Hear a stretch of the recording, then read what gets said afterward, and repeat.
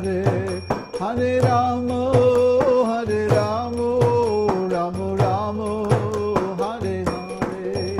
Hare Krishna, Krishna Krishna, Hare Hare, Hare Rama, Rama Rama, Hare Hare. Oh Jaya Prabhupada, Prabhupada, Prabhupada, Jai Prabhupada. Jaya Prabhupada, Prabhupada, Prabhupada, Jaya Prabhupada.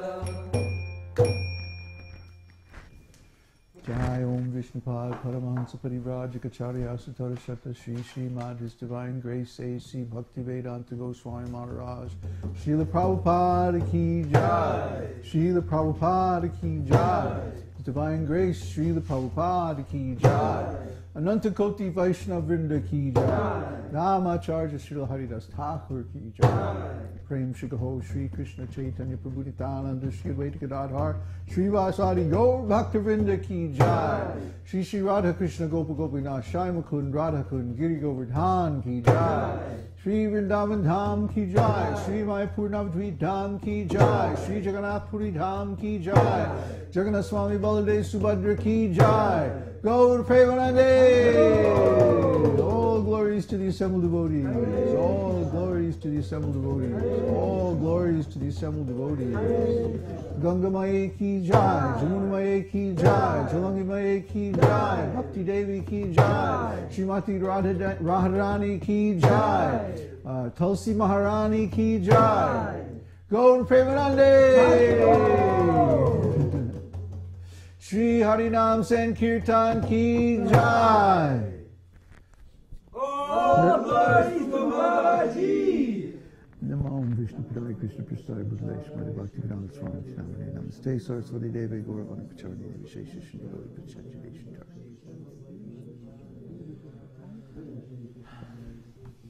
Hare Krishna. Hare Krishna. Now there's a back row. People obeisances to the back row. Maybe we should move that plant out of your way. Which plant? The one that you keep having to go around. Oh. Yeah. It's not that simple, Peter. It's balancing. Yeah. We'll do it later. We'll do it. We'll do it later. Just take. I didn't mean like right this instant. So welcome everybody to Sunday Satsang. I'm sure glad that you could attend. How many we have signed up? Hold on a second, I need to adjust the volume. We have 19 on the chat. 19. 23 Wow. viewers. 23 viewers. Wow, that's great. Yeah, it keeps just going up and up, you know. It's great. So we're very happy to be able to present this program. And of course now we have started every evening also with the evening satsang, evening darshan.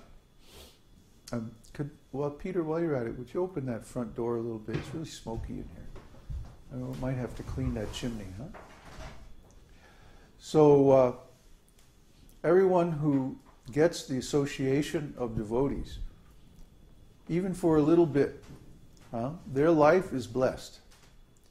They're blessed because they get a moment where they're not conditioned by this material energy. They get to experience a consciousness that is not controlled by the three modes of material nature. And this is the actual consciousness of the soul. This is the actual identity, the actually who we are. Actually, everyone is a devotee of Krishna. But most people just don't know it. They've forgotten. They're in a state of amnesia, you know? They're in an accident or they get a hit on the head and then they forget everything. This is called amnesia. They can't remember who they am. Amnesia. But this is normally, in the material world, the result of an injury. But in our case, it's the cause or the effect of a disease, spiritual disease. And the spiritual disease is that we don't want to serve Krishna. Somehow or other we have become inimical towards Krishna. We cultivated some separate desire. We don't want to serve Krishna, we don't want to love Krishna. We want to get people to love us. So you see, it's an imitation of God. This is our disease. We want to imitate God. We want to be the enjoyer. We want to be the owner. We want to be the controller. We want to be the person who creates reality. Like, what was his name? Cheney? He was saying, yeah, we create the reality and you just report on it. Well, no. We don't create the reality. None of us creates the reality. We are all the tool of the modes of material nature. The modes of material nature are goodness, passion, and ignorance. And people who are conditioned by these modes exhibit certain symptoms. People who are conditioned by the mode of goodness, they're conditioned by the concept of happiness. And people who are controlled by the mode of passion, they are conditioned by the idea of fruitive results. I'm going to do this and then I'm going to get the result. Action and reaction, cause and effect. And then the people who are in the mode of ignorance, they don't know what's happening. They haven't any idea, no clue. They just take shelter of intoxication and all kinds of nonsense activities. So the people in the modes of material nature, they don't really know what's going on. They can't know what's going on because their intelligence is covered over by this material energy. Material energy is it's like putting on a mask. You can't see. It's like putting on really dark sunglasses and then wonder why you keep tripping over stuff. Because you can't see what's in your way. You can't see what's going on. The actual intelligence of the soul becomes covered over. You become blinded. So if you're blind, of course you're going to trip over things and run into doors and all kinds of stuff is going to happen and you're going to miss it because you can't see. Just like we use the example all the time. If someone is in a dark room at midnight and the walls are painted black and the rug is black, and then a black cat comes walking through the room, are you going to see that cat? No way. No, not a chance. The cat is there. The cat is real. But you cannot see it because there's no contrast between the cat and the background. But if you're in a white room, in the daylight, and the same black cat comes walking through, of course you easily see it. Because of the contrast between the foreground and the background. You see, this is the value of context. Context. So when you are in material consciousness, so many things will happen, like the black cat, and you won't even see it. You won't even be aware of it. They are still real, they're still there, but you won't be conscious of it. You will be unconscious of so many things, so many parts of yourself, so many events that take place in your consciousness. But because you're not aware on the level of consciousness, you miss them. See?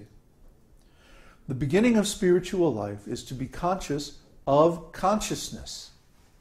Most people aren't even aware that they are conscious. They're simply aware of the objects of their consciousness.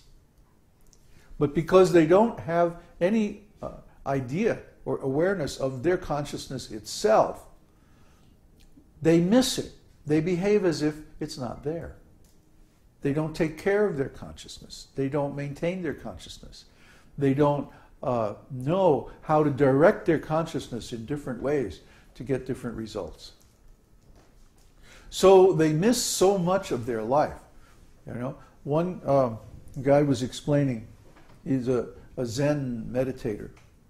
He was explaining that people get caught up in the mental trap of acceptance and rejection. Oh, I accept this, I like this, and I reject that. And I don't like that. So I reject it.